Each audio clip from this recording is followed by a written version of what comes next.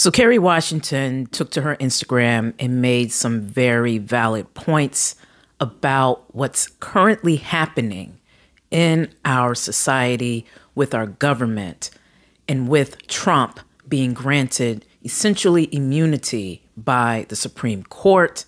And this is some of what Kerry Washington had to say.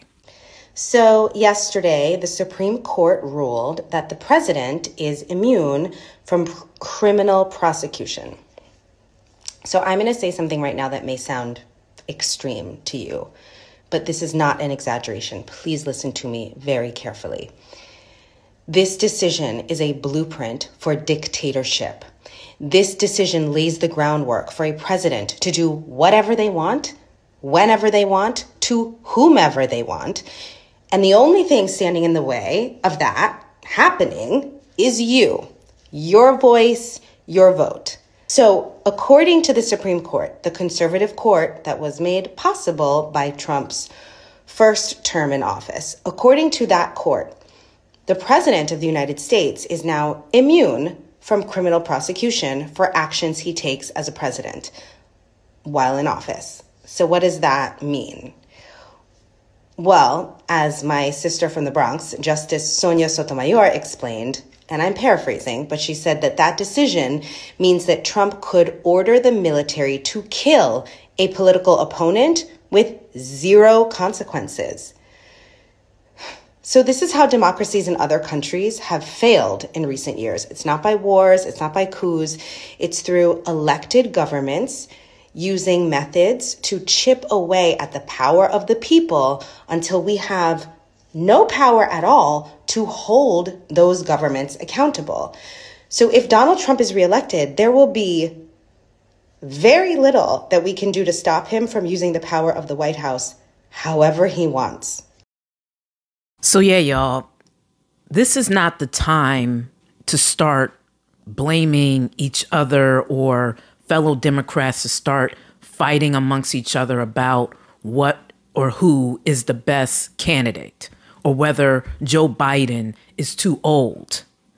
There is, as Van Lathan called Trump, an orange dragon among us. This is not, however, 1988 or even 2000, where many Democrats did not like the Bush Klan and really were upset, particularly when Al Gore did not become president and George Bush became president. Remember when they had to have that recount? This is even different from that. Do we not see what the Supreme Court has just ruled? Did we not read Project 2025? Do we not see that diversity, equity, and inclusion are currently under attack? This is not the time to get emotional. We need to focus on the facts.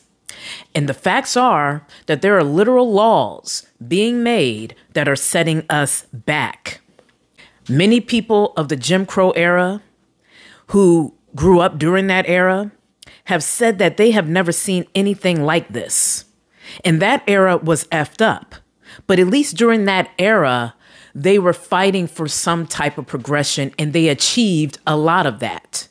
But what we're witnessing now is literally a dismantling of the progress that was made then, the progress that was made in the 60s, the 70s, the 80s, and so on. So this election is very serious, and we can't have the orange man return to that office, particularly because he seems to look at himself as a dictator, particularly also because he could very well be in a position to bring in yet another Supreme Court justice that serves his agenda. As my fellow AKAs say, this is a serious matter. We must vote during this election. You must vote during every election. And look, Killer Mike is correct. You also need to pay attention to your local politicians. Every election is important, but this presidential election is specifically important. Please go out and vote. Please educate yourself, and let's not focus on the little things. Let's keep our mind on the big picture. I'm Stacey Brewer, and this is H. Boo's Word. Peace.